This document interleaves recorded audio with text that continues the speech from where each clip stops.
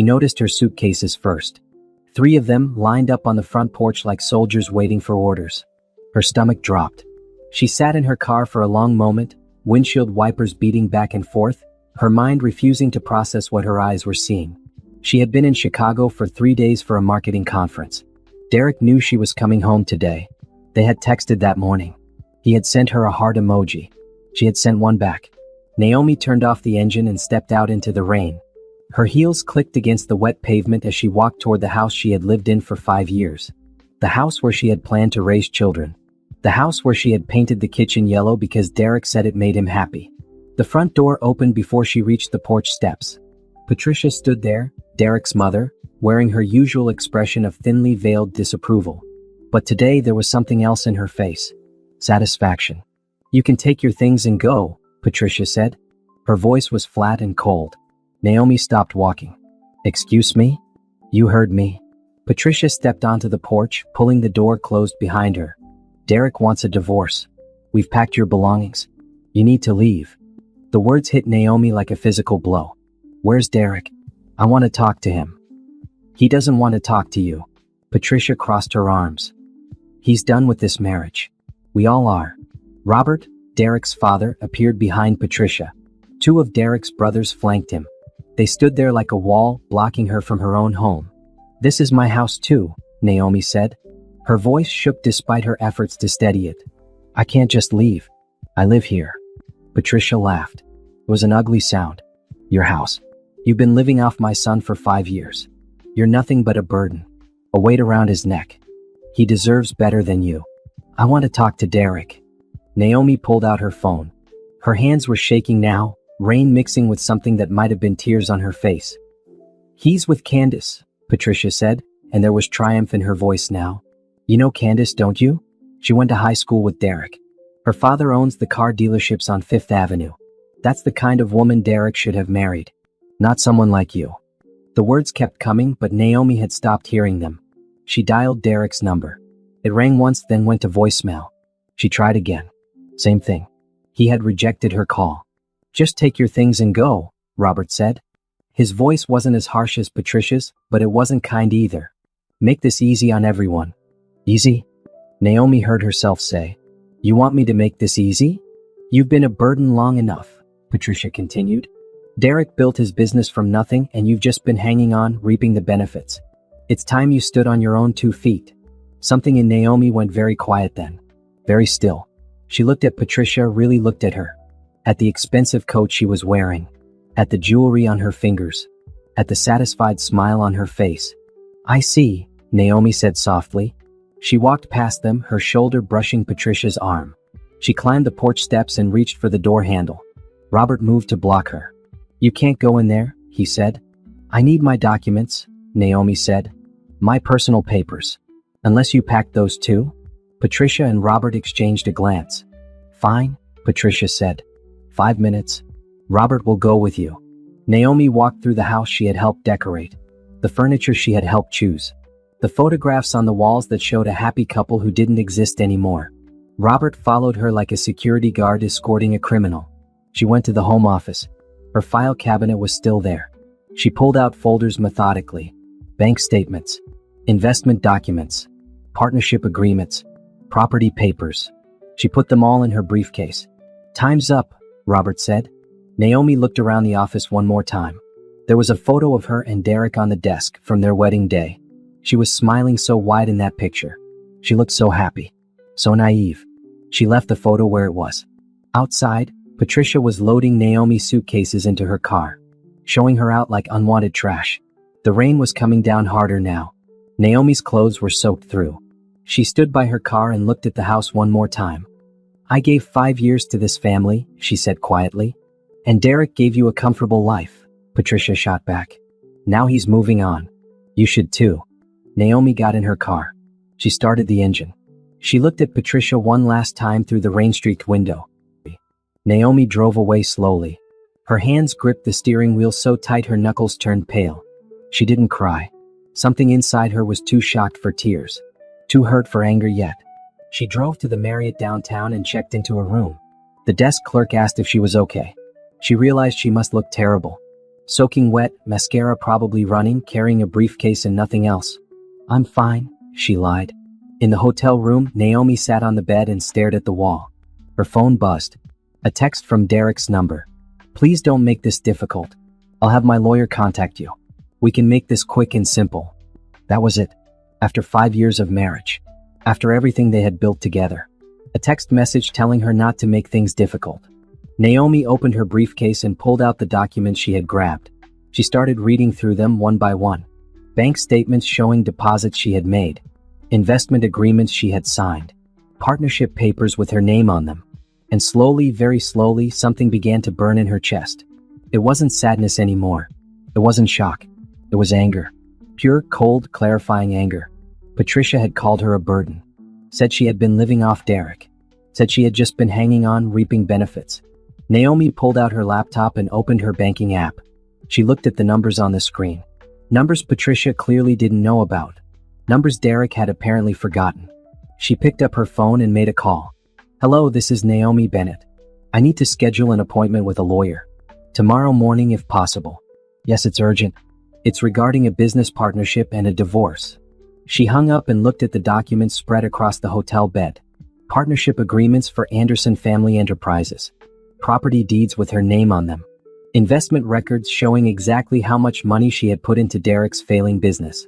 Patricia thought she was a burden. Derek thought he could just throw her away and move on with Candace. They had no idea what was coming. Naomi didn't sleep that night. She sat in the hotel room with her laptop and her documents, and she began to remember things. Details she had pushed aside. Conversations she had ignored. She remembered the night Derek had proposed. They had been dating for 8 months. He was charming and attentive and made her feel special. She said yes without hesitation. She remembered their first year of marriage. Derek's business was struggling. Anderson Family Enterprises, a small construction company his grandfather had started, was on the verge of bankruptcy. Derek would come home stressed, worried, talking about laying off workers. And she remembered the conversation that changed everything. I have some money saved, she had told him one night. From when my grandmother passed. It's just sitting in an account. Maybe it could help. Derek had been so grateful. So loving. He had held her and called her his angel. His savior. She had given him $300,000. Her entire inheritance from the grandmother who raised her. The grandmother who worked 2 jobs to put Naomi through college. The money that was supposed to be Naomi's safety net. Derek had the papers drawn up. She had signed them, trusting him completely. Within a year, Anderson Family Enterprises was profitable again. Within 2 years, it had expanded. Derek hired more workers. They took on bigger projects. Patricia started wearing designer clothes and taking trips to Europe. And Naomi? She kept working at her marketing job. She came home and cooked dinner. She managed the household finances. She supported Derek's dreams while her own sat quietly on the shelf. Now, sitting in the hotel room, she pulled up her email and started searching. There were hundreds of messages related to the business. Contracts she had helped negotiate. Clients she had brought in through her professional network. Marketing strategies she had developed for free. Her phone buzzed. A text from her best friend, Shanice. Girl, where are you? Derek's mom just posted on Facebook about him and some woman named Candace. What's going on? Naomi opened Facebook. She rarely used it, but Derek and his family were active. She scrolled through Patricia's profile and felt sick. There were photos. Derek and Candace at a restaurant. Derek and Candace at Patricia's birthday party last month. Derek and Candace at a family barbecue. All while Naomi had been working late or visiting her aunt in Florida or at that conference in Chicago. Such a beautiful couple. Finally, Derek found the right one. Candace is perfect for the family. Naomi noticed the dates. Some of these photos were from 6 months ago. 6 months. Derek had been cheating for at least half a year, and his entire family had known. They had welcomed Candace while Naomi was still living in that house, still playing the role of devoted wife. Her phone rang. Shanice. Naomi, what the hell is happening? And Naomi told her. Everything. The suitcases on the porch. Patricia's words. Derek's text. The realization that she had been erased from her own life. That's insane, Shanice said. Her voice was shaking with anger. You can't let them do this. You need to fight back. I am, Naomi said quietly. But not the way they expect. She hung up and continued her research. She looked up Candace's social media. The woman was beautiful in a conventional way. Long blonde hair, perfect makeup, always posed just right. Her father owned 3 car dealerships. Her family had money. Old money from the look of it. Patricia would love that. Patricia had never thought Naomi was good enough. Too ambitious. Too independent. Too much of everything Patricia didn't want for her son. Naomi opened a new document on her laptop and started making a list. Every contribution she had made to the marriage. Every dollar she had invested. Every sacrifice she had made. The inheritance, $300,000 invested in Anderson Family Enterprises. The house down payment, $75,000 from her savings. The car Derek drove, $30,000 she had paid when his credit was too poor to get a loan. Her grandmother's wedding ring, melted down and remade into the ring Derek had given Patricia for her anniversary. Client contracts, at least $200,000 in business she had brought to Anderson Family Enterprises through her professional connections. The numbers added up, and up, and up. By morning, Naomi had a figure. Conservatively, she had contributed over $500,000 to Derek's life, to his business, to his family's comfort. And Patricia had called her a burden. At 9 a.m., Naomi walked into the law office of Martinez and Associates. Jennifer Martinez was a lawyer Shanice had recommended. Sharp, ruthless, and known for winning difficult divorce cases. "Tell me everything," Jennifer said, pouring them both coffee. Naomi laid out the documents, the partnership agreements, the property deeds, the bank statements, the investment records. She told Jennifer about the suitcases on the porch, about Patricia's words, about Candace. Jennifer's expression grew more intense as she reviewed the papers. "Do you know what you have here? Proof that I invested in the business? More than that." Jennifer spread the papers across her desk. "You have proof that you own 40% of Anderson Family Enterprises. Not as Derek's wife, as a legal business partner. That's a separate entity from the marriage." Naomi's heart started beating faster. "What does that mean?" "It means that in the divorce you're entitled to half of the marital assets." "They're 2 different claims. Can they afford that?" Jennifer smiled. It wasn't a friendly smile. "That's their problem, not yours. You invested when they were bankrupt. You saved that business. The fact that they thought they could just kick you out without consequences shows a stunning level of stupidity." "I want everything I put in," Naomi said. "Plus interest. We can do better than that." Jennifer leaned back in her chair. "Partnership agreements include clauses about profit sharing. You're entitled to 40% of the company's profits for the past 5 years. When's the last time you saw a financial statement?" Naomi realized she had never seen one. Derek always said the business stuff was too boring for her to worry about. She had trusted him to be fair. "I haven't," she admitted. "Then we start with discovery. We get every financial record for the past 5 years. We find out exactly how much that business made and exactly how much they owe you." Jennifer picked up her phone. "I'm going to start the paperwork today. This is going to get ugly, Naomi. Are you ready for that?"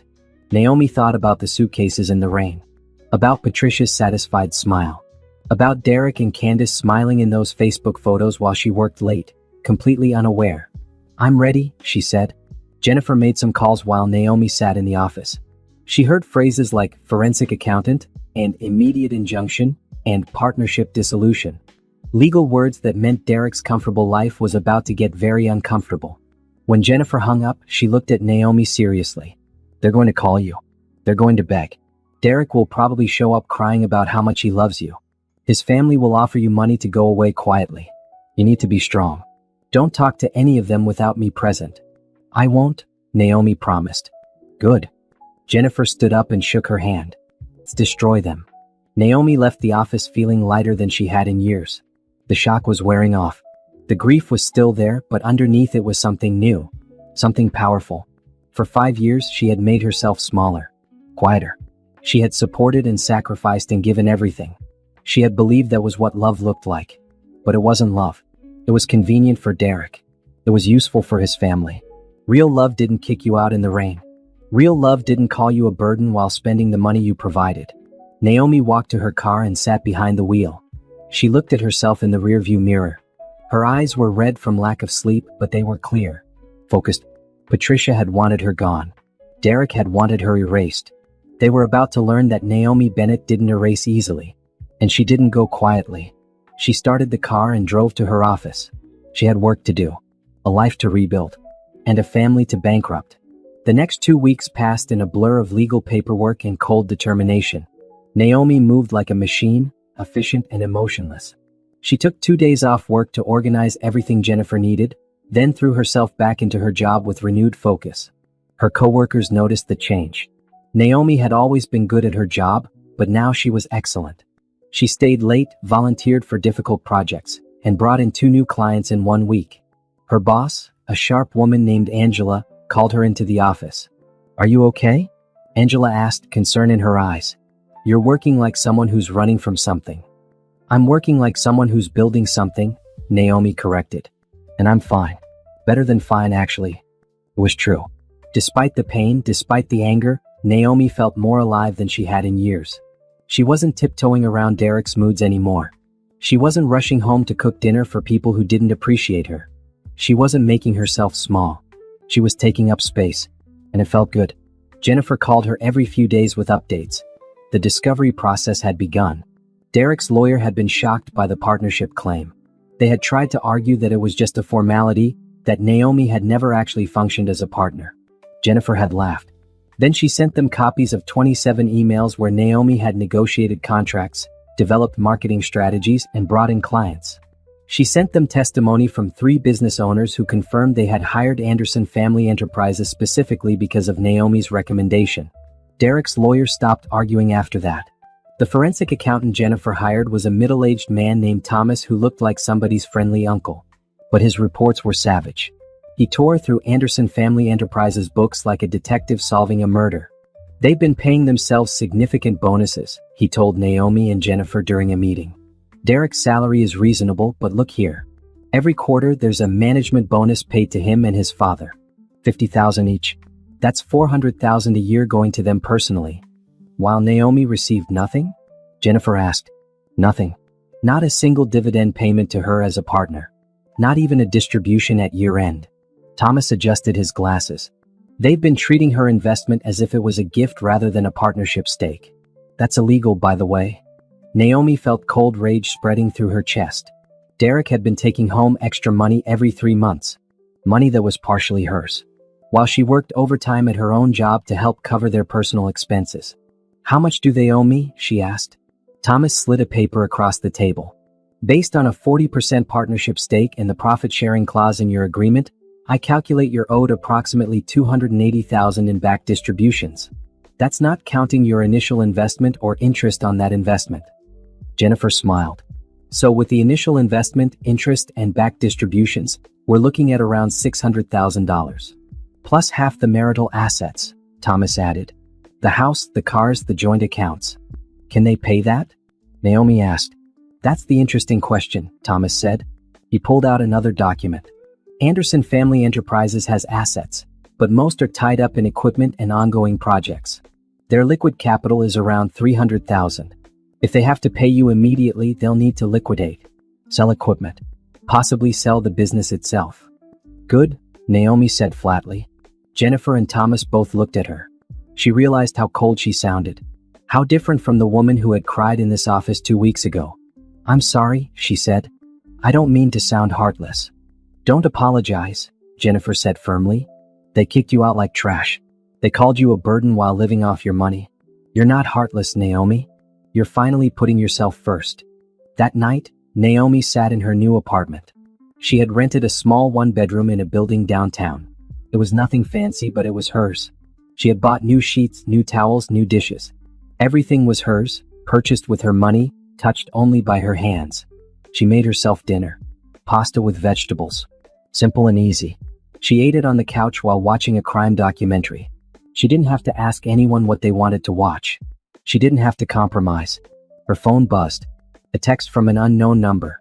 "Naomi, this is Robert. We need to talk. What you're doing is going to destroy this family. Derek made a mistake, but this revenge is too much.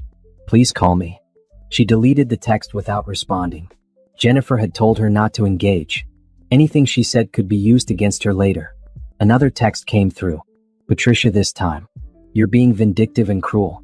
We welcomed you into this family and this is how you repay us? By trying to take everything we've built? You should be ashamed." Naomi stared at that message for a long time. The audacity of it. The shamelessness. They had kicked her out. They had known about Candace for months. They had stolen her partnership distributions. And somehow she was the villain? She typed a response, "You're right. I should be ashamed. I'm ashamed it took me 5 years to realize what you really are." She deleted it without sending. No contact meant no contact. Instead, she opened her laptop and looked at her bank accounts. Her emergency fund had been depleted when she gave Derek the investment, but she had been rebuilding it. She had $42,000 saved. Not a fortune, but enough to live on while the legal process played out. She looked at job postings.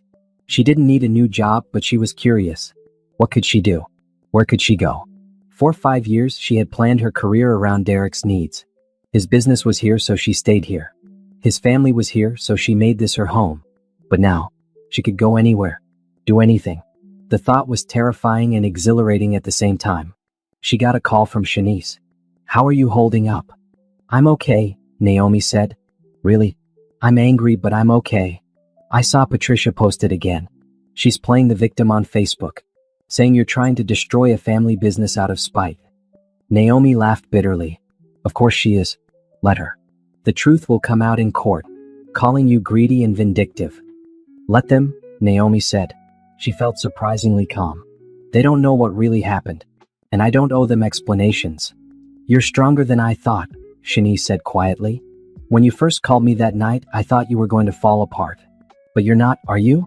You're fighting." "I'm tired of being treated like I don't matter," Naomi said. "I'm tired of making myself small so other people can be comfortable. Derek and his family wanted me gone? Fine.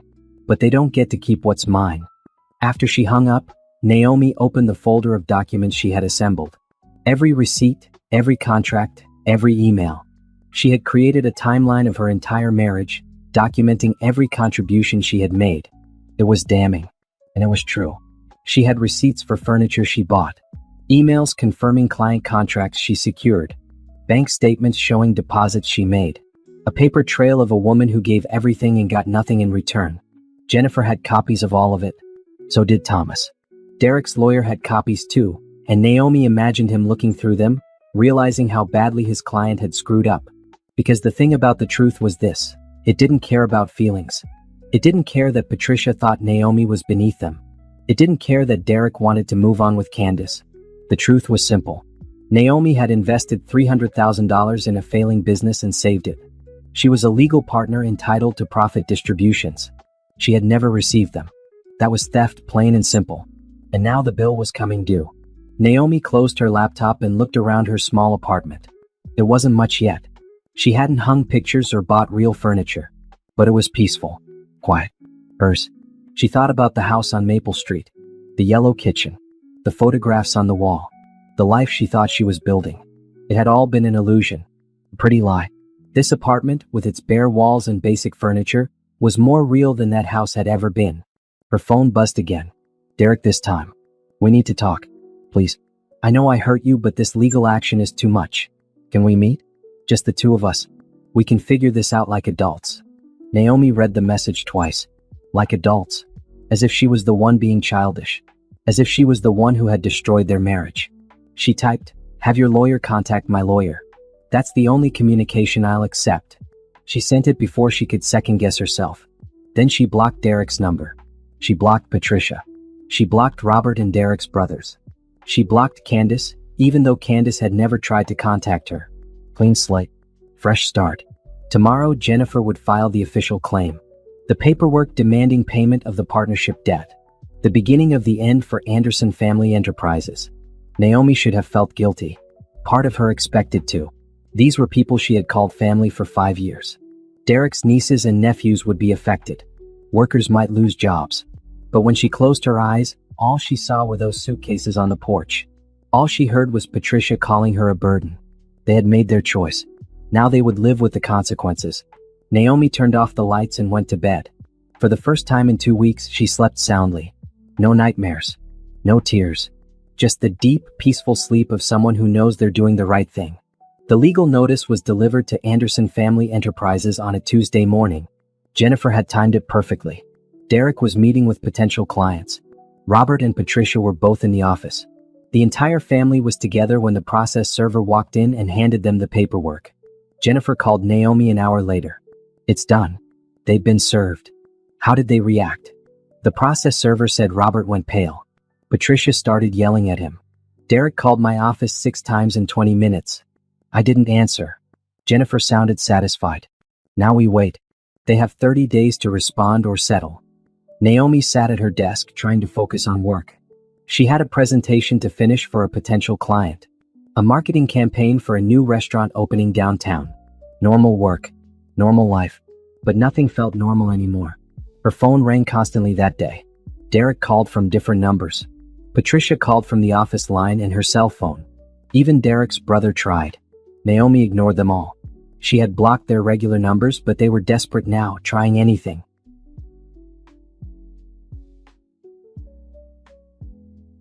One voicemail from Derek stood out. His voice was strained, almost panicked. Naomi, please. You don't understand what you're doing. This will destroy everything my grandfather built. Everything my father has worked for. I know I hurt you, but this is too much. Please call me. We can work this out. She deleted it without saving it. At lunch, she met Shanice at a cafe near her office. Shanice took one look at her and shook her head. You look tired. I didn't sleep much, Naomi admitted. I keep thinking about what happens next. Second thoughts. No. Naomi was firm. Not even a little. But it's still hard. I spent 5 years of my life with Derek.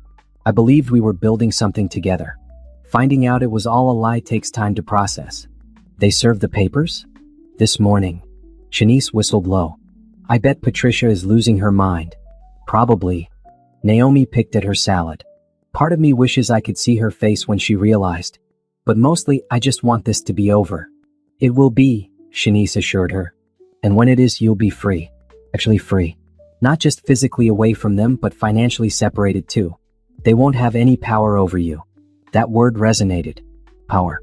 For 5 years, Naomi had given Derek and his family power over her life, her money, her choices. She had trusted them with that power, believing they would treat it with care. They had abused it, used it, thrown it away the moment she was no longer convenient. Never again. After lunch, Naomi went back to work. She finished her presentation and emailed it to the restaurant owner. Then she started on a new project, a social media campaign for a boutique hotel. Work was her anchor now. It gave her purpose and distraction. Angela stopped by her desk around 4. You doing okay? You've been quiet lately. Just going through some personal stuff, Naomi said. But I'm managing. If you need time off, just ask. You've got PTO saved up. Thanks, but work is helping actually. Keeps my mind busy. Angela nodded and walked away, but Naomi saw the concern in her eyes. Her coworkers were being kind, giving her space, not asking too many questions. She appreciated it. That evening, she went to her apartment and changed into comfortable clothes. Sweatpants and a t-shirt. No makeup. No fancy outfit. Just her, alone in her space. She ordered Chinese food and ate it straight from the containers while watching television. Simple pleasures. Small freedoms. Things she had taken for granted before Derek. Her new phone buzzed. Jennifer. Derek's lawyer called. They want to meet. Already? They're panicking. The forensic accountant's report was damning. They know they don't have a defense. They want to negotiate before this goes to court. What do you think I should do? That's up to you, Jennifer said. We can meet with them. Hear what they're offering. But you don't have to accept anything. We can let this go to trial if you want. Naomi thought about it. A trial would be public. All the details would come out. Derek's affair. The stolen distributions. Patricia's cruelty. Part of her wanted that. Wanted everyone to know the truth. But another part just wanted to be done. To close this chapter and move forward. Set up the meeting, she decided. But I'm not compromising. They pay everything they owe or we go to trial. That's my girl, Jennifer said approvingly. I'll call them back. The meeting was scheduled for Friday afternoon. 3 days away. Naomi tried not to think about it, but it was impossible. She would be in the same room as Derek for the first time since that terrible day with the suitcases. She didn't know how she would react. She would cry. She would yell. She would feel anything at all. On Thursday night, she couldn't sleep. She lay in bed staring at the ceiling, thinking about everything that had happened. Everything that was about to happen. Her phone lit up with a text. An unknown number. Naomi, this is Candace. I know you don't want to hear from me, but I need to tell you something. Derek lied to me. He told me you two were already separated. He said you were fine with the divorce, that it was mutual. I didn't know he kicked you out. I didn't know about the business stuff. I'm sorry. I broke up with him. Naomi read the message 3 times. Part of her felt vindicated. Candace had left Derek. He had lost both women. But mostly she felt nothing. Candace's apology didn't change anything. She had still been with a married man. She had still been welcomed into Derek's family while Naomi was erased. She didn't respond. She just blocked the number and put her phone away. Friday came too quickly. Naomi dressed carefully that morning. A navy blue pantsuit. Professional. Powerful. She put on minimal makeup and pulled her hair back. She looked at herself in the mirror and barely recognized the woman staring back. This version of Naomi was harder, colder, less willing to bend. She liked her. The meeting was at Jennifer's office. Naomi arrived 15 minutes early. Jennifer met her in the lobby. Remember, you don't have to say anything. I'll do the talking. Just sit there and look strong. I can do that, Naomi said. They went to the conference room. It was large and intimidating with a long table and leather chairs. Jennifer had set it up deliberately. Power dynamics mattered in negotiations. Derek arrived exactly on time. He walked in with his lawyer, a middle-aged man named Peterson who looked uncomfortable. Behind them came Patricia and Robert. Naomi hadn't expected them. She felt her stomach clench, but she kept her face neutral. Derek looked terrible. He had lost weight. There were dark circles under his eyes. His hair needed cutting. He looked like a man who hadn't slept in days. Good, Naomi thought coldly. Now he knows how it feels. Patricia looked furious. Her face was tight with barely controlled rage. She glared at Naomi with pure hatred. Robert just looked tired. Defeated. They all sat down. Derek tried to catch Naomi's eye. She looked at the wall behind him instead. Let's begin, Jennifer said crisply. You asked for this meeting. What are you offering? Peterson cleared his throat. My clients acknowledged that there was a partnership agreement. However, they believe Ms. Bennett's claims are exaggerated. The business's success wasn't solely due to her investment. The Anderson family's hard work and expertise were significant factors. That's not what we asked, Jennifer said. We asked what you're offering, not your opinion on who deserves credit. Peterson pulled out a document. We're prepared to offer Ms. Bennett her initial investment back, $300,000, plus $50,000 for her trouble. That's $350,000 paid out over 3 years. In exchange, she dissolves the partnership and signs a non-compete clause. Jennifer didn't even look at the document. No. Excuse me? No. That offer is insulting. My client is owed $600,000 minimum. That's not negotiable. The only question is whether you pay it voluntarily or we take it through court. Patricia exploded. $600,000. That's insane. We don't have that kind of money lying around. Then sell the business, Jennifer said calmly. Liquidate your assets. File for bankruptcy. I don't care how you get it, but my client is getting what she's legally owed. This is extortion, Patricia hissed. No, this is business, Jennifer replied. Your family entered into a partnership agreement. You violated the terms of that agreement by not paying distributions. You committed fraud. Now you pay the price. Derek finally spoke. His voice was hoarse. Naomi, please. Look at me. She didn't want to, but something made her turn her head. Their eyes met. I'm sorry, he said. I'm so sorry for everything. I was wrong. I was a coward. But please don't do this. This business is my family's legacy. My grandfather started it. My father built it. Don't destroy it out of revenge. Naomi felt Jennifer's hand on her arm, a silent reminder not to engage. But she couldn't help herself. You destroyed it, she said quietly. The day you kicked me out. The day you stole my money. The day you chose Candace over your wife. You destroyed everything, Derek. I'm just collecting what's mine. We'll pay you back, Derek said desperately. Over time. We can set up a payment plan. 5 years. 10 years. Whatever you need. Just don't force us to liquidate.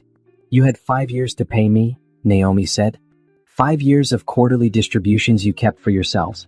5 years of treating my investment like it was a gift. Why should I give you more time? Because I loved you, Derek said. His voice broke. I still love you. I made mistakes, but we can fix this. We can go to counseling. We can start over. Just please drop the lawsuit. Naomi stared at him. This man who had been her husband, who had promised to love and cherish her, who had kicked her out in the rain without a second thought. You don't love me, she said. You love what I can give you. My money, my connections, my willingness to make myself small so you can feel big. That's not love, Derek. That's exploitation. She stood up. Jennifer, I'm done here. Let them know our final offer. 600,000. Paid in full within 90 days. Or we go to trial.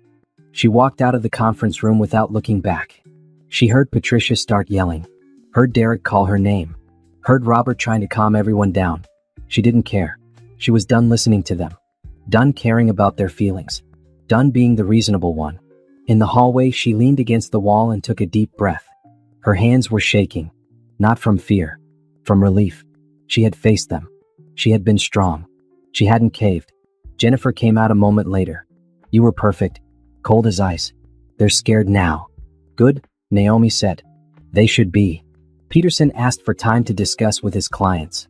I gave them 48 hours to respond. After that, we file for trial. Naomi nodded. She felt exhausted suddenly. Drained. Like she had run a marathon. Go home, Jennifer said gently. Rest. You did well today. Naomi drove home in a daze. She went to her apartment and collapsed on the couch. She didn't cry. She didn't feel angry. She just felt empty. Her phone buzzed. Shanice, how did it go? I told them to pay or we go to trial. And Derek begged. Patricia screamed. Robert looked like he aged 10 years. But I didn't back down. I'm done being weak, Shanice. I'm done letting them walk all over me. Proud of you, girl. You want company? No. I just want to sleep. She hung up and closed her eyes. In 2 days, she would have her answer. Either they would pay or she would destroy them in court. Either way, Naomi Bennett was taking back her life. The response came on Sunday evening. Naomi was eating dinner when Jennifer called. They agreed, Jennifer said. 600,000. But they're asking for 6 months to pay, not 90 days. They need time to liquidate assets. Naomi thought about it. 6 months was longer than she wanted. But it was also realistic. What happens if they don't pay? We put a lien on the business. On their personal property. If they default, we seize everything. The business, their homes, their cars. Everything. And they agreed to that? They don't have a choice. Peterson knows they'd lose in court. This way, they at least have a chance to pay without a public trial. Okay, Naomi decided. 6 months. But I want monthly payments. 100,000 a month. If they miss even one payment, we seize immediately. I'll draw up the agreement. They'll sign it this week. After Jennifer hung up, Naomi sat in silence. She had won. In 6 months, she would have her money back. Plus interest. Plus damages. Everything Derek and his family had stolen from her. But victory felt hollow. She had spent 5 years loving Derek. Building a life with him. And it had all been worth exactly $600,000 in the end. That's what their marriage amounted to. A business transaction that went bad. She wondered if Candace knew. If she understood that Derek had been willing to throw away his wife for a woman whose only real value was her family's money and social standing. Probably not. Women like Candace probably thought it was romantic. That Derek had chosen her out of love, not calculation. The first payment was due on March 1st. Naomi marked it on her calendar. $100,000. The first installment of her freedom. She went to work the next day determined to move forward. She had been treading water for weeks, just surviving. Now it was time to actually live again. Angela called her into the office.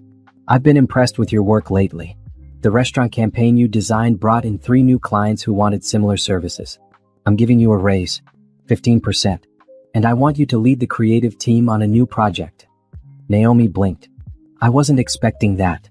You've earned it. Whatever. Keep it up. A 15% raise. More responsibility. More money. Naomi felt a spark of pride. This was hers. Not because of Derek. Not because of his family. Because she was good at her job. She threw herself into the new project. It was a campaign for a chain of fitness centers opening across the state. Big budget. High visibility. The kind of project that could make her career. She worked 12-hour days. She brainstormed with her team. She created mood boards and slogans and marketing strategies. She forgot about Derek and Patricia and the lawsuit. She forgot about everything except the work in front of her. And slowly she started to feel like herself again. Not the woman who had been married to Derek.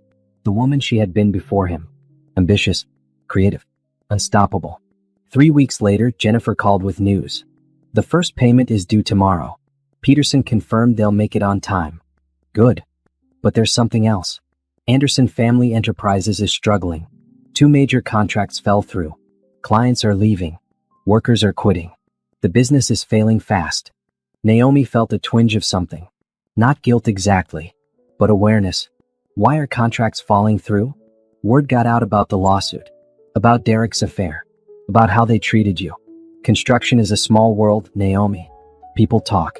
And apparently, a lot of contractors don't want to work with a family that steals from their business partners. Karma, Naomi thought. She should have felt satisfaction. But mostly she felt tired. That's not my problem, she said out loud. No, it's not, Jennifer agreed. But be prepared. They might not be able to make all 6 payments. We might end up seizing the business anyway. Then we seize it. The first payment came through on March 1st. $100,000 deposited into Naomi's account. She stared at the number on her screen. It felt surreal. This was her money. Money she had earned by being brave enough to leave. Brave enough to fight back. She paid off her credit card. Paid 3 months of rent in advance. Put $50,000 into a high-yield savings account. The rest she kept liquid just in case. For the first time in months, she felt financially secure. April's payment came on time too. Another $100,000. Naomi breathed a little easier. Maybe they would actually pay it all. Maybe she wouldn't have to destroy them completely. But in May things changed. The payment was late. 5 days late. Then a week. Then 10 days. Jennifer sent a formal notice. Pay immediately or face seizure. Peterson called back the next day. My clients need more time. They're selling equipment. Trying to find buyers. But the market is slow. They signed an agreement, Jennifer said coldly. Monthly payments or we seize. Those were the terms. If you seize now, you'll get nothing. They're underwater. Bankruptcy is coming either way. At least give them time to sell assets. You'll get more money that way. Jennifer looked at Naomi. Your call. Naomi thought about it. She could seize now and force bankruptcy. Or she could wait and potentially get more money. It was a business decision. Nothing personal. Except it was personal. It would always be personal. 2 weeks, she said finally. They have 2 weeks to make the May payment plus June's payment. $200,000.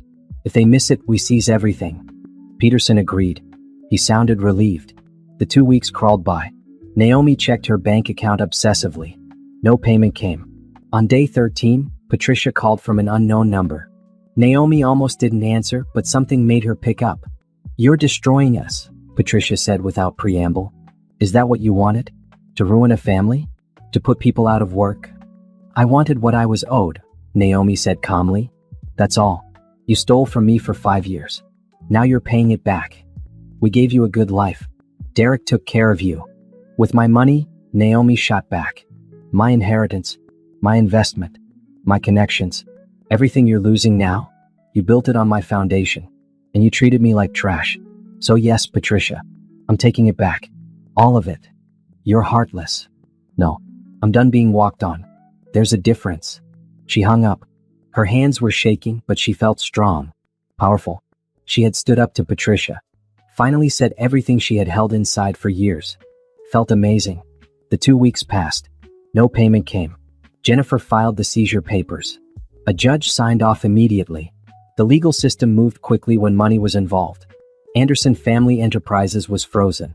All bank accounts, all equipment, all assets. Everything was locked down pending liquidation. Derek called Naomi from yet another unknown number. She answered out of morbid curiosity. You won, he said. His voice was hollow. Are you happy now? The business my grandfather built is gone. My parents are losing their house. Workers are unemployed. You destroyed everything. I didn't destroy anything, Naomi said. I invested in a failing business and saved it. I was a partner who never got paid. I was a wife who was kicked out in the rain. Everything that's happening to you now, you brought it on yourself. I made a mistake, Derek said. I had an affair. I hurt you. But this punishment doesn't fit the crime. You're taking everything. You took everything from me first, Naomi said. My money, my trust, 5 years of my life. And you did it without blinking. So yes, Derek, I'm taking everything back. And I'm not sorry. She hung up before he could respond. She blocked that number too. Later that week, Jennifer called with final numbers. The liquidation is complete. After paying off business debts and legal fees, the remaining assets total $520,000. Combined with the $200,000 they already paid you, that's $720,000. More than we sued for. What happens to Derek's family? They're filing for personal bankruptcy. The house is going into foreclosure. Robert's retirement account is gone. Patricia is looking for work for the first time in 30 years. Derek moved in with his brother. Naomi absorbed this information. She waited to feel guilty. Waited for regret. But all she felt was a strange sense of justice. They had treated her like she was worthless. Like her contributions didn't matter. Like she was disposable. Now they understood. Actions had consequences. Cruelty had costs. Make sure the workers get their final paychecks, Naomi said. Whatever's left after that, put it in my account. Already done. The workers were paid first. You'll have the remainder by Friday. Friday came. Naomi's account balance jumped by $520,000. Added to what she had already received, she now had $720,000. More money than she had started with. More than Derek had ever paid her. She sat in her apartment and looked at the number on her screen. This was freedom. Real, tangible freedom. She could pay off her student loans. She could invest. She could start her own business. She could do anything. The possibilities were dizzying.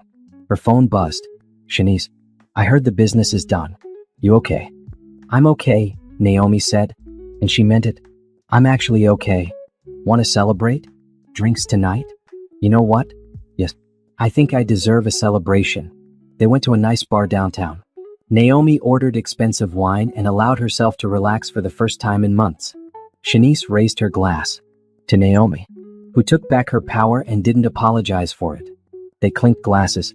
Naomi drank and felt the wine warm her from the inside. She wasn't happy exactly. Too much had happened for happiness. But she was content, satisfied, at peace. She had fought. She had won. And now, finally, she could move forward. Without Derek. Without his family. Without the weight of their expectations and cruelty. Just Naomi. Free and whole and ready for whatever came next. The aftermath was strange. Naomi kept expecting to feel something, guilt, regret, even satisfaction. But mostly she felt nothing. Just a vast, quiet emptiness where Derek and his family used to be. She returned to work with renewed purpose. The fitness center campaign was a massive success. Her team's marketing strategy increased memberships by 40% in the first quarter. Angela was thrilled. I'm promoting you to Senior Creative Director, Angela announced one morning. You've more than earned it. Plus, it comes with another raise in profit sharing. Naomi accepted gracefully, but inside she was reeling. Senior Creative Director. A title she had wanted for years. A title Derek had always said she wasn't ready for. He had been wrong about so many things. Life settled into a new rhythm. She worked hard during the day. In the evenings, she explored the city like a tourist. She went to museums she had never visited. Tried restaurants she had never been to. Derek had hated trying new things, preferring the same 5 restaurants on rotation. She bought herself things without asking permission.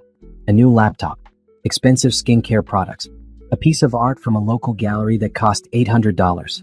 Every purchase was a small act of rebellion. She was rebuilding herself, piece by piece. 6 weeks after the liquidation, Shanice called her on a Saturday morning. You need to see something. Check Facebook. Naomi hadn't looked at social media in months. She had deleted the apps from her phone. But curiosity got the better of her. She opened Facebook on her laptop. Patricia had posted a long rant.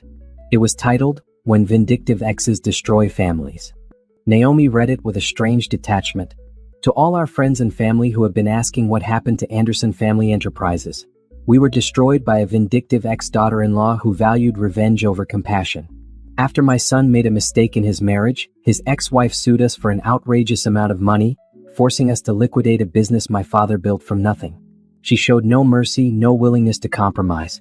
Good, hardworking people lost their jobs because of her greed. We lost everything we worked for because she couldn't forgive.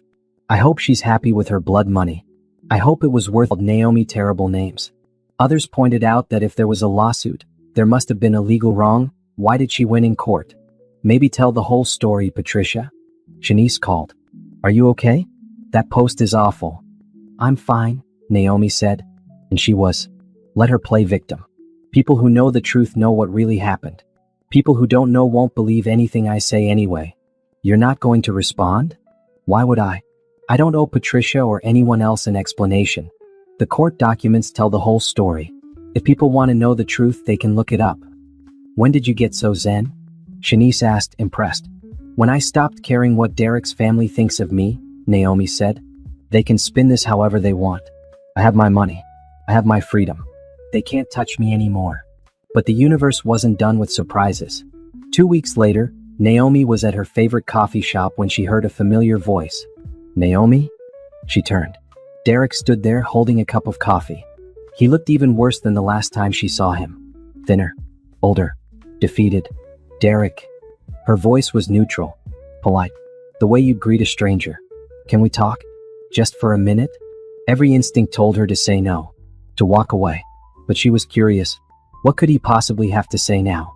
1 minute, she agreed. They sat at a corner table. Derek wrapped his hands around his coffee cup like he was cold, even though it was warm outside. I'm sorry, he said. I know I've said it before, but I need you to know I really am sorry. For everything. The affair. Letting my family treat you that way. All of it. Okay. Is that all you have to say? What do you want me to say, Derek? That I forgive you? That I understand? I don't. You kicked me out of my own home. You stole money from me for 5 years. Your mother called me a burden while wearing jewelry I helped pay for. So no, I don't have anything to say except okay. Derek flinched. I know I hurt you. But did you have to destroy everything? Couldn't you have just taken your money and left it at that? I did take my money. That's exactly what I did.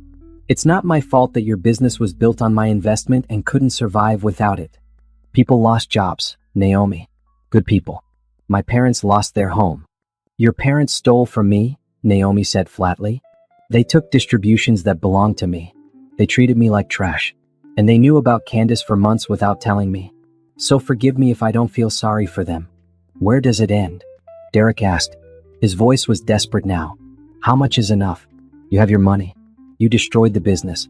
My family is broken. When does the revenge stop? Naomi looked at him. Really looked at him. This man who had been her husband. Who she had loved. Who she had trusted with everything. This isn't revenge, she said quietly. This is consequences. You made choices. Bad choices. You chose to have an affair. You chose to let your family kick me out. You chose to steal money that belonged to me. Every single thing that happened to you after that was because of your choices, not mine. I loved you, Derek said. Tears were in his eyes now. I still love you. I made mistakes, but I loved you. No, you didn't, Naomi said. She felt calm. Certain. You loved what I could give you. My money. My support. My willingness to make your life easier. But you didn't love me. Because if you had, you never would have let them treat me the way they did. She stood up. I hope you figure out your life, Derek. I really do. But I won't be part of it. Not now. Not ever. We're done. She walked out of the coffee shop without looking back. Her hands were steady. Her heart was calm. She had faced him one last time and she hadn't fallen apart. She was stronger than she thought. That night, she treated herself to dinner at an expensive steakhouse. She sat alone at a table, ordered a perfectly cooked ribeye and a glass of wine, and enjoyed every bite. She didn't need company. She didn't need validation. She was enough all by herself. Her phone buzzed. A text from Angela. Just heard from the fitness center. They want to sign for another year of campaigns. Your work has been exceptional. Well done. Naomi smiled. This was her life now. Success she earned. Money she controlled. Choices she made without asking permission. Derek had given her one thing she realized.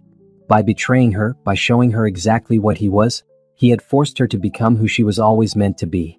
Strong. Independent. Unbreakable. She raised her wine glass in a silent toast to herself. To survival. To justice. To new beginnings. The waiter came by. Dessert menu? Yes, Naomi said. I'll have the chocolate souffle. Because she could. Because she wanted to.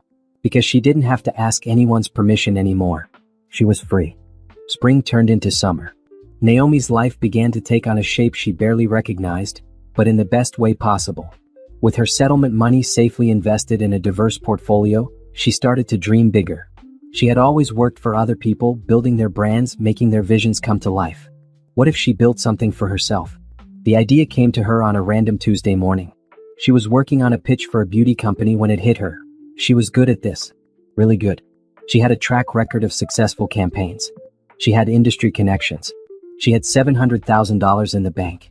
Why wasn't she running her own agency? That night, she couldn't sleep. She got up and opened her laptop, starting a business plan at 2 in the morning. She researched startup costs for marketing agencies. She looked at office spaces. She calculated how many clients she would need to break even.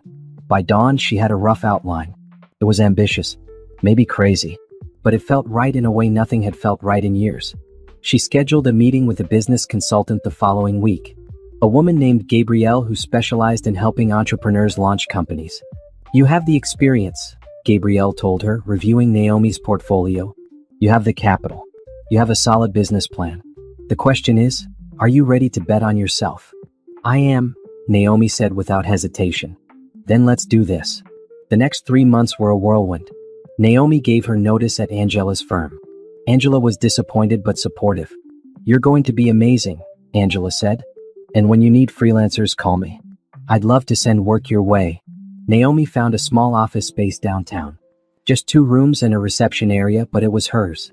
She hired a graphic designer named Jordan, a recent college graduate with incredible talent and enthusiasm. She hired a social media specialist named Tasha who understood digital marketing better than anyone Naomi had ever met. They called the company Bennett Creative Solutions. Naomi's name, her vision, her dream.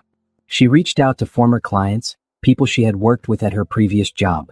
Several of them agreed to move their contracts to her new agency. Within 2 months, Bennett Creative Solutions had 5 steady clients and 2 major projects in the pipeline. Naomi worked 16-hour days, but it didn't feel like work. It felt like building something that mattered, something that was hers. She also started dating again. Nothing serious, just casual coffee dates and dinners. She met a lawyer named Troy who was funny and kind. They went out 3 times before mutually agreeing they were better as friends. She met a teacher named Anthony who loved jazz and took her to a concert that changed her whole perspective on music. None of them were serious relationships. Naomi wasn't ready for serious. But they reminded her that she was desirable, interesting, worth someone's time. After years of Derek making her feel like she wasn't enough, it was healing to be reminded that she was. She took a solo trip to Paris. The trip Derek had always said was a waste of money. She spent a week exploring museums, eating croissants, practicing her terrible French. She took 1,000 photos, bought herself expensive perfume, and felt more alive than she had in years. On her last night in Paris, she sat at a cafe watching people walk by and realized something profound. She was happy. Actually, genuinely happy. Not content. Not surviving. Happy. She thought about Derek occasionally, wondered how he was doing. But it was a distant curiosity, not a painful longing. He was part of her past now, a chapter that had closed. When she returned home, Bennett Creative Solutions landed its biggest client yet, a regional grocery chain that wanted to rebrand. It was a 6-figure contract, the kind of project that would put her agency on the map. Jordan and Tasha were ecstatic. They worked late nights developing concepts, testing strategies, creating presentations. Naomi led the team with confidence she didn't know she possessed. The grocery chain executives loved their pitch. They signed immediately. "You're really good at this," Tasha told her after the meeting. "Like scary good. Why weren't you running your own company before?" "I didn't think I could," Naomi admitted. "Or maybe I didn't think I deserved to." "Well, you do. And we're lucky to work for you." That meant more to Naomi than Tasha probably realized. She moved into a bigger apartment. A 2-bedroom loft with huge windows that let in so much light, it felt like living in sunshine. She decorated it exactly how she wanted. Bold colors, modern furniture, art that made her feel something. No compromises. No asking if someone else liked it. Just her taste, her style, her home. She reconnected with old friends she had lost touch with during her marriage. She joined a book club. She started taking a painting class on Tuesday evenings. She built a life that was full and rich and entirely her own. One Saturday, she was at a farmer's market when she saw Candace. The woman looked polished as always, but there was something brittle in her expression. She was alone, browsing vegetables with the focus of someone trying not to think about something else. Naomi almost walked away, but something made her stop. "Candace." The woman turned and her face went pale. "Naomi, I didn't know you'd be here. I live downtown now. I come here every week." Awkward silence. Candace shifted her shopping bag from one hand to the other. "I meant what I said in my text," Candace finally said. "I didn't know he was still married. Not really. He told me you two were separated. It doesn't matter now, Naomi said. And it didn't. This woman had been a symptom of Derek's problems, not the cause. I heard about the business. About everything. Candace looked uncomfortable. I know people think it was brutal, but I get it. They lied to you. They used you. Yes, they did. For what it's worth, Derek was miserable after I left. He kept calling me, begging for another chance. But I could see what he was. A man who wanted someone to save him. I didn't want that job. Neither did I, Naomi said. Not anymore. Candace managed a small smile. You look good. Happy. I am. I'm glad. You deserve it. They parted ways. Naomi continued shopping, but the encounter stayed with her. Even Candace had seen the truth eventually. Derek was a man who wanted to be rescued. He wanted someone to fix his problems, fund his dreams, make his life easier. He had never wanted an equal partner. He had wanted a support system with legs. That evening, Naomi cooked dinner in her beautiful apartment. She video called Shanice while she was making pasta. You look amazing, Shanice said. Glowing. I feel amazing, Naomi admitted. I love my job. I love my apartment. I love my life. Is that weird? To love your own life. Girl, that's the goal. That's what everyone should be aiming for. I just keep thinking about the woman I was a year ago. Married to Derek, living in that house, thinking I was happy. I had no idea how small I was making myself. You're not small now. You're magnificent. After they hung up, Naomi sat on her balcony watching the city lights. She thought about everything that had happened.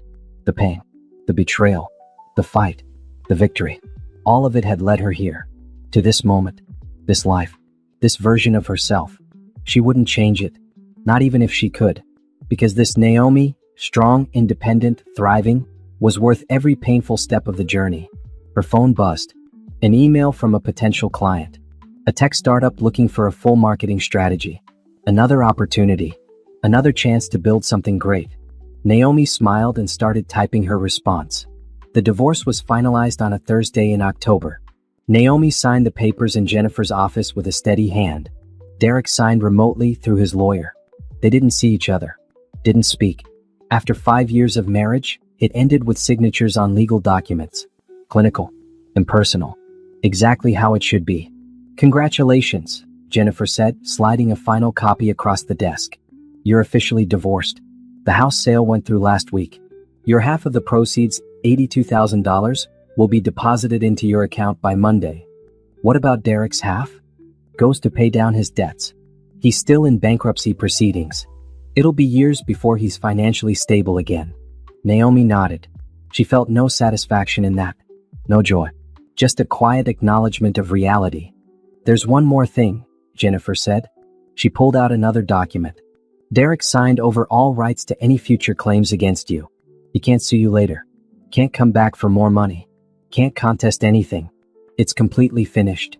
Good. Jennifer studied her. You're handling this well. A lot of my clients fall apart at this stage. I fell apart a year ago, Naomi said, when I found my suitcases in the rain. I don't have any more tears for Derek or his family. I'm just ready to move on. She left the office feeling lighter. She had carried the weight of that marriage for so long. Now it was gone. Dissolved. Behind her, Bennett Creative Solutions was thriving. They had taken on 2 new employees and moved to a larger office space. Naomi's calendar was booked solid with client meetings and strategy sessions. She was making more money than she ever had at her previous job, and she was building something that could last for decades. She had also started mentoring young women in marketing. She gave talks at local colleges about entrepreneurship. But the lesson, that you could lose everything and rebuild even stronger. One of her ments, a college senior named India, asked her during a coffee meeting, "What do you wish someone had told you when you were my age?" Naomi thought about it. I wish someone had told me that my value isn't determined by how useful I am to other people. That I don't have to make myself smaller to make someone else comfortable. That saying no is powerful. That leaving is sometimes the bravest thing you can do. India nodded, taking notes on her phone. Also, Naomi added, keep your own bank account. Document everything. And never invest money you're not willing to lose. India laughed. That's specific. I learned it the hard way. 3 weeks after the divorce was final, Naomi received an unexpected call. It was from Robert, Derek's father. She almost didn't answer, but curiosity won. Hello. Naomi. It's Robert. He sounded old, tired. I hope I'm not bothering you. What do you want, Robert? I want to apologize. For everything. For how we treated you. For what we said. For letting Patricia lead us into such terrible behavior. Naomi sat down. She hadn't expected this. Okay. I know it's too late. I know sorry doesn't fix anything. But I needed you to know that I see it now. How wrong we were. You saved our business. You were good to Derek. And we repaid you with cruelty. I'm ashamed. Thank you for saying that, Naomi said carefully. But it doesn't change anything. I know. I'm not asking for anything. I just wanted you to hear it from me. You deserve better than you got from this family. After he hung up, Naomi sat with the phone in her hand for a long time.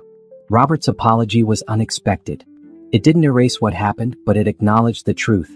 Sometimes that was all you could hope for. She thought about calling him back. About saying something kind. But she didn't. Some wounds were too deep for kindness to bridge. Robert would have to live with his regrets and she would live with her freedom. Fair trade. She went back to work, focusing on a campaign for a new boutique hotel opening downtown. Jordan had designed stunning visuals. Tasha had created a social media strategy that was going viral. Bennett Creative Solutions was becoming known for innovative, effective work. Naomi was building a reputation. Her name. Her legacy. Not as Derek's wife. Not as the woman who destroyed Anderson Family Enterprises. As Naomi Bennett, entrepreneur, creative director, businesswoman. That was worth more than all the settlements and apologies combined. One evening, she was working late when Tasha knocked on her office door. Boss, you need to see something. Tasha pulled up an article on her laptop.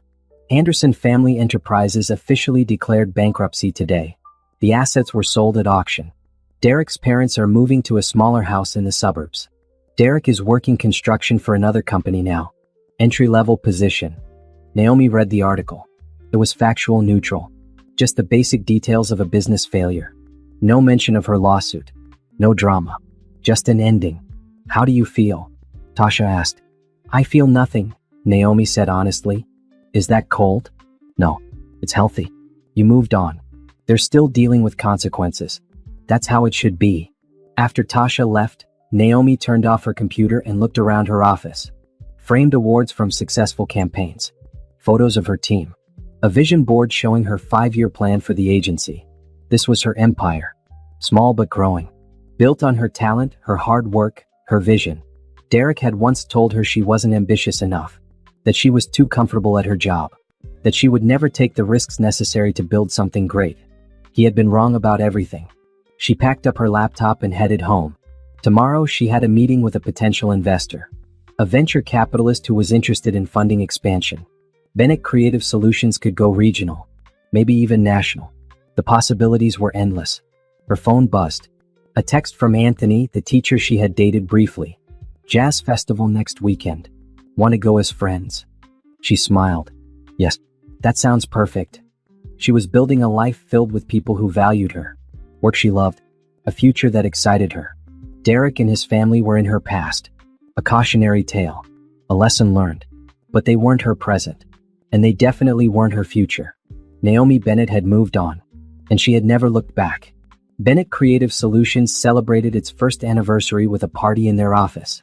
Naomi had ordered catering from a local restaurant and champagne that was probably too expensive for a small business celebration. But she didn't care.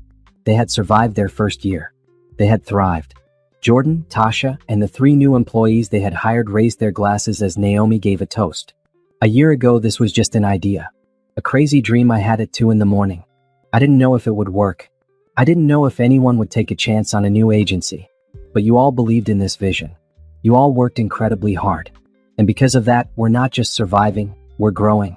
So thank you. For everything. They clinked glasses and drank. The champagne was crisp and perfect. Naomi felt a swell of pride. This was hers. She had built this. The next morning, she met with the venture capitalist, a woman named Simone who ran a fund focused on minority-owned businesses. I've been watching your growth, Simone said, scrolling through her tablet.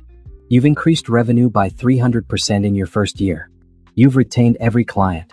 You've won 2 industry awards. That's impressive. Thank you. I want to invest. $500,000 for a 15% stake. We'll help you expand into 3 more cities. set up satellite offices, hire regional teams. In 5 years, Bennett Creative Solutions could be a multi-million-dollar agency. Naomi's heart raced. $500,000. Expansion. Growth. Everything she had been dreaming about. I'd like to think about it, she said carefully. I want to review the terms with my lawyer. Smart, Simone said approvingly. Take a week. But don't take too long. Opportunities like this don't wait forever. Naomi left the meeting in a daze. She called Jennifer immediately. Someone wants to invest in my company. $500,000. That's fantastic. Send me the terms. I'll review them. Naomi also called Shanice, who screamed so loud Naomi had to pull the phone away from her ear. You're about to be rich. Like actually rich.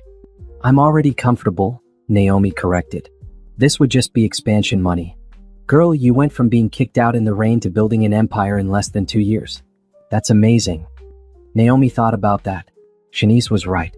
2 years ago, she had been standing on a porch in the rain, watching everything she thought was her life get taken away. Now she was negotiating investment deals and planning regional expansion. The contrast was staggering. Jennifer called back that evening. The terms are good. Fair equity stake, no weird clauses, and Simone's fund has a great reputation. I think you should do it. Naomi signed the agreement the following week. $500,000 flowed into Bennett Creative Solutions' business account. They began planning the expansion immediately. Atlanta first, then Charlotte, then Houston. 3 new markets, 3 new offices, dozens of new employees. Naomi traveled constantly, setting up operations, interviewing candidates, meeting with potential clients. It was exhausting and exhilarating. She was building something bigger than she had ever imagined. In Atlanta, she hired a creative director named Monique who had 15 years of experience at major agencies. In Charlotte, she found a social media expert named Carlos who had viral campaigns under his belt. In Houston, she recruited a team of designers fresh out of top art schools, hungry and talented. Bennett Creative Solutions was becoming a name, a brand, a force. Naomi also invested her personal settlement money wisely. She bought a condo, not a rental. She bought it outright with cash. 3 bedrooms, 2 bathrooms, a view of the river. It was hers. No mortgage. No Derek's name on the deed. Just her name. She furnished it slowly, carefully, choosing pieces she loved. She hung art on the walls. She bought plants and actually kept them alive. She made it a home. She also started taking better care of herself. She hired a personal trainer. Started eating healthier. Not because anyone was judging her, but because she wanted to feel strong. She joined a yoga studio. Took weekend hiking trips. Learned to paddleboard. She was inhabiting her life fully. No longer just surviving. Thriving. One Sunday afternoon, she was at a bookstore when she ran into Patricia. Derek's mother looked smaller somehow. Older. She was wearing jeans and a plain sweater. No designer labels. No expensive jewelry. Patricia saw her and froze. For a moment, neither of them moved. Then Patricia turned and walked the other way. Naomi felt a strange mix of emotions. Relief that they didn't have to interact. Sadness at how it had all ended. But mostly she felt nothing. Patricia was part of her past. A person who had hurt her. But that hurt had shaped her into someone stronger. She bought her books and went home, putting Patricia out of her mind. That night, she video called her Aunt Ruth, her father's sister who had helped raise her after her parents died. Look at you, Ruth said, beaming. You look happy, baby. Really happy. I am, Auntie. I really am. Your grandmother would be so proud. You took the money she left you, and even though someone tried to steal it, you fought back. You built something beautiful. That's what she would have wanted. Naomi felt tears prick her eyes. I wish she could see this. She can, baby. She can. After they hung up, Naomi thought about her grandmother. The woman who had worked 2 jobs to give Naomi opportunities. Who had saved every penny so Naomi could go to college. Who had left her that inheritance as a safety net. Derek had tried to take that from her. His family had tried to steal what her grandmother had sacrificed for. But Naomi had fought back. She had honored her grandmother's sacrifice by refusing to let anyone diminish her. She poured herself a glass of wine and sat on her balcony. The city sparkled below her. Thousands of lights. Thousands of lives. She was one small person in this vast city, but she had carved out a space that was entirely hers. Her phone buzzed. An email from a reporter at a business magazine. They wanted to feature Bennett Creative Solutions in an article about successful minority-owned businesses. Naomi smiled. Recognition. Validation. Proof that she had built something that mattered. She wrote back immediately, agreeing to the interview. As she sat there watching the city lights, Naomi realized something profound. She didn't think about Derek anymore. Days would go by without him crossing her mind. When she did remember him, it was distant, like a story that happened to someone else. She had moved on completely. Not just physically or financially, emotionally. She was free of him in every way that mattered. That realization was more valuable than any settlement or business success. It was the ultimate victory. Not destroying him, not taking his money, but becoming so fully herself that he was irrelevant. She raised her wine glass to the city lights, to freedom, to new beginnings, to the life she had built from ashes. "Here's to me," she whispered. "I did it." And she had. Against all odds, despite all the pain, she had built an empire. Not just a business, an entire life. Strong and beautiful and entirely her own.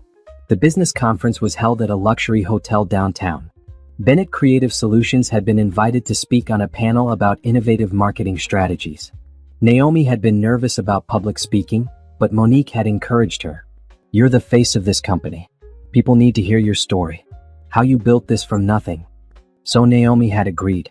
She wore a sharp black pantsuit and her favorite heels. Her hair was styled in natural curls. She looked polished, professional, successful. The panel went well. She spoke confidently about their growth strategy, their approach to client relationships, their commitment to diverse hiring. When the moderator asked about challenges she had faced, she kept it professional. "Starting a business is always risky, but I learned that betting on yourself is the best investment you can make. Even when other people don't believe in you, you have to believe in yourself." The audience applauded. Afterward, several people approached her with business cards, wanting to schedule consultations. She was networking with a potential client when she saw him. Derek. He was across the conference hall, standing near the coffee station. He looked better than the last time she had seen him. Still not great, but better. His suit was off the rack, not the designer labels he used to wear. His hair was starting to thin. He looked tired but not defeated. Their eyes met across the room. She saw him freeze. Saw the recognition dawn on his face. She could have walked away. Could have ignored him. But something made her stay put. She wasn't going to run from him. Those days were over. Derek approached slowly, like someone approaching a wild animal. "Naomi." "Hi." "Derek." Her voice was neutral, polite. The voice she used with strangers. "You look amazing. I saw you on that panel. You were incredible." "Thank you." Awkward silence. Derek shifted his weight from foot to foot. "I didn't know you started your own company." "I did. About 18 months ago." "That's great. Really great." He seemed to be gathering courage for something. "Listen, I know you don't want to talk to me. I know I have no right to ask anything of you. But I'm glad I ran into you. I've wanted to say something for a long time." Naomi waited. Not encouraging him, but not walking away either. "I was wrong," Derek said. His voice was quiet. "About everything. About the affair. About how I treated you. About letting my family treat you the way they did. I was a coward and an idiot, and I threw away the best thing that ever happened to me. Okay. I know it's too late. I know you've moved on. I can see that. You're thriving. You're successful. You're exactly who you were supposed to become. But I need you to know that I see it now. How incredible you are. How much I took you for granted." Naomi studied him. She saw sincerity in his eyes. But she also saw desperation. The look of a man who had lost everything and was finally understanding what he had lost. "I appreciate you saying that," she said carefully. "But it doesn't change anything." "I know. I'm not asking for anything. I just wanted you to hear it." "Derek, can I ask you something?" "Of course." "When you kicked me out that day, did you ever think about what would happen to me? Did you care where I would go? If I would be okay?" Derek looked down. "I thought you'd be fine. You always landed on your feet. And honestly, I was too focused on Candace and what I wanted to even think about it."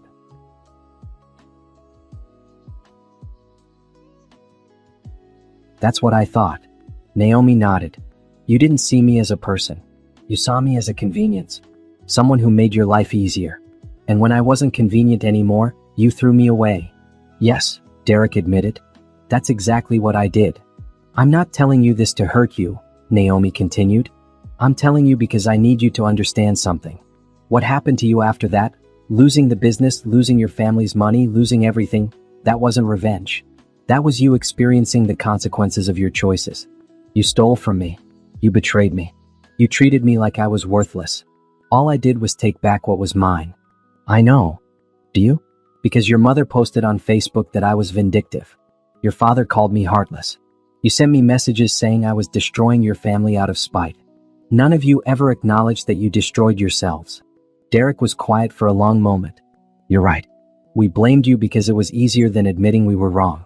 It's easier to make you the villain than to face what we did. I'm not the villain, Derek. And I'm not the hero either. I'm just a woman who refused to let people steal from her. That's all this ever was. For what it's worth, Derek said, I'm proud of you. For everything you've built. For being strong enough to leave. For becoming this version of yourself.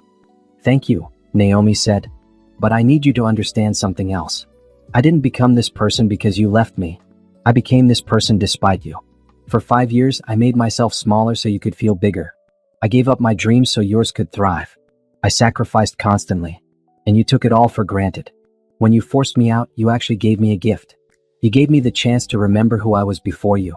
And it turns out I like her a lot better. Derek's eyes were watery now.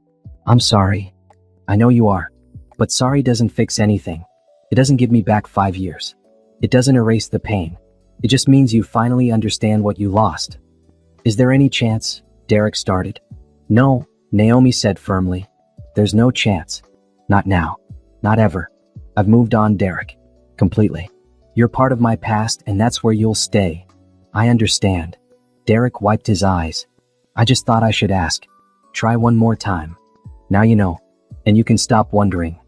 A potential client approached Naomi with a business card. She turned to them with a professional smile, effectively dismissing Derek. When she glanced back, he was walking away. His shoulders slumped. His whole posture screaming defeat. She felt a twinge of something. Not pity exactly. Not satisfaction either.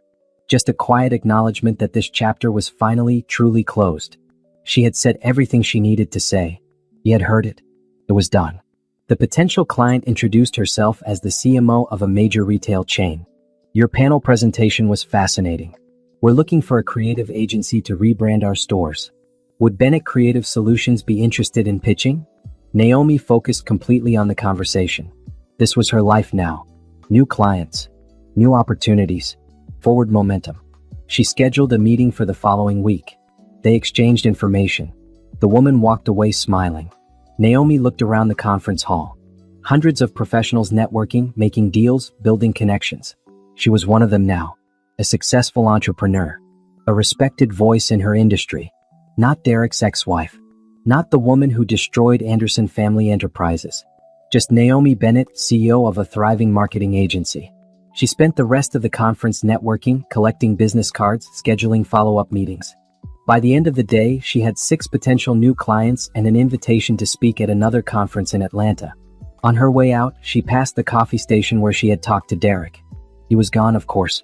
Probably back to his entry-level construction job. His small apartment. His diminished life. She felt no triumph in that. No satisfaction. Just the knowledge that their paths had diverged completely. He was going one direction. She was going another. They would never intersect again. In the car, she called Monique. The conference was excellent. I have 6 potential leads and another speaking invitation. Boss, you're a star. I told you public speaking would pay off. You were right. And Monique, thank you. For believing in this company. For believing in me. You make it easy to believe. That evening, Naomi went home to her condo. She kicked off her heels and poured herself wine. She stood at her window looking out at the city she had claimed as her own. Her phone buzzed with notifications. New connections on LinkedIn. Follow-up emails from people she had met. A text from Shanice asking how the conference went. She responded to the important ones. Ignored the rest. She had learned to prioritize her energy, her time, her attention. She opened her laptop and checked Bennett Creative Solutions accounts. Revenue was up 23% from last quarter. Their Atlanta office had just signed 2 major clients. Charlotte was exceeding projections. Houston was building momentum. Everything she had built was thriving. She thought about Derek's words. I'm proud of you. She didn't need his pride. Didn't need his approval or validation. But it was nice to know he understood finally what he had thrown away. She pulled up her business plan for the next 5 years. National expansion. international clients, maybe franchising the model, teaching other entrepreneurs how to build agencies. The possibilities were endless, exciting, completely within her control. Naomi closed her laptop and raised her wine glass to her reflection in the window. "To me," she said softly, "for being brave enough to leave, for being strong enough to fight, for being smart enough to build something beautiful from the wreckage." She drank and felt the wine warm her from the inside. Tomorrow she had meetings, pitches, strategy sessions, a company to run, an empire to expand. But tonight she would rest, celebrate quietly, acknowledge how far she had come. From the woman crying in a hotel room 18 months ago to the CEO of a successful company. From devastated and broken to whole and thriving. From someone who had lost everything to someone who had built an empire. Derek had said she always landed on her feet. He had been wrong about that too. She hadn't just landed on her feet. She had soared. And she was never coming back down. Naomi Bennett had won. Not by destroying Derek. Not by taking revenge.